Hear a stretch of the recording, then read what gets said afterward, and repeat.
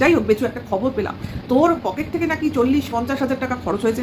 হ্যাঁ, তোর লিগাল টিমই বলেছে লাইভ, কে বলবে বল আমাদের কানে এসে। ভাই শুনে এত কষ্ট হলো, তোদের নিত্যদিন এত কষ্ট, তোদের মাছ মাংস খেতে ইচ্ছা করে না, মানে তোরা নিরামিষ ভালোবাসিস, অথচ মানে কি বলবো, মাছ মাংস দেখে না খেয়ে থাকতে পারিস না।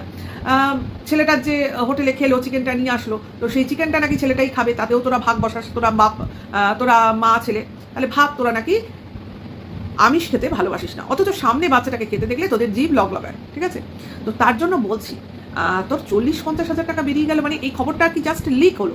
তো সেই লিকেজ থেকেই বলছি যে তোর এত বড় খরচা তুই হজম করছিস কি করে?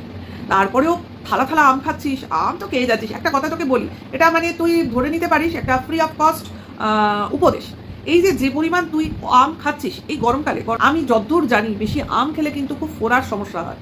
খুব খারাপ বললাম না মনে হয়? হ্যাঁ, আমি দেখেছি যখন খুব বেশি পরিমাণ আম খায় এবং গরমের কারণে শরীর গরম হয়ে গিয়ে ফোড়ার উপদ্রব বাড়ে। আর বেচুর তো ফোড়া সারে সর্বনাশ হিসেবে মুখেই গজায়, এবং আরও অনেক জায়গায় গজালেও গজাতে পারে, কিন্তু সেটা কথা নয়। কথাটা হচ্ছে তুই জেনেও তুই সেই বিপদের পথেই হাঁটছিস। অর্থাৎ এটাও তোর জ্যোতিষশাস্ত্রেই তোকে জ্ঞান দিয়েছে যে বিপদ জেনেও তুমি এগো, তাতে অসুবিধা কি আছে?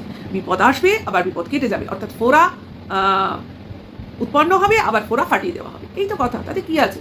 তার জন্য কি আমি আমার যে মানে আম খাওয়ার অধিকার সেটা কি ত্যাগ করতে পারি? একদম নয়।